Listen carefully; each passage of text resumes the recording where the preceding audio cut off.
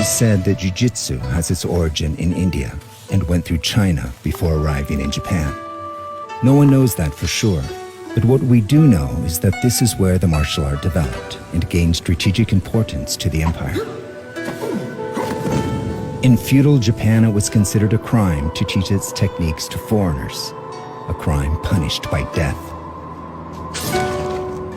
A while later, when the gunpowder emerged alongside other ways to exterminate the enemy without engaging in physical combat, Jiu-Jitsu lost its need to remain secretive.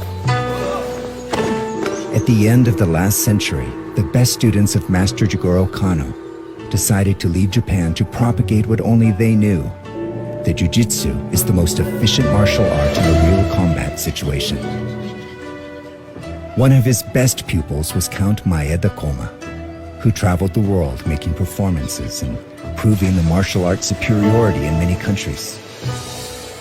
He was practically invincible. He challenged everyone in his path and always won. Count Koma learned how to use the opponent's strength to his benefit. No one could beat him due to his ground techniques.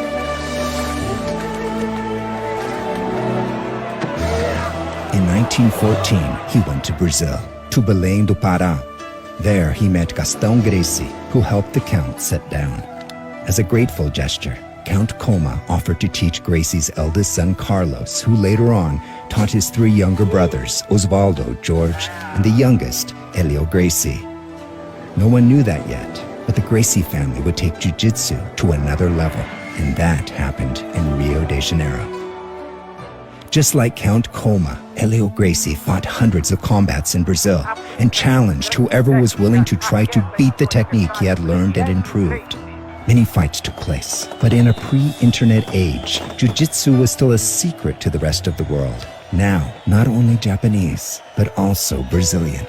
It was Horian, Helio's oldest son, who realized that to prove that Jiu-Jitsu was indeed the most efficient fighting technique, he would have to move to the United States. And that's where the martial art world changed forever. That happened on November 12, 1993. It's hard not to be excited for Royce here. It's great. This is a big moment for him. I think Royce is actually the least excited. He doesn't seem to be smiling at all. I'm sure there was a lot on his mind the last couple of days. Championship and $50,000 from Rio de Janeiro at 158 in the first round. Royce Gracie. Royce, you just heard it right now. You are the first ever and the ultimate fighting champion. What's going through your mind right now?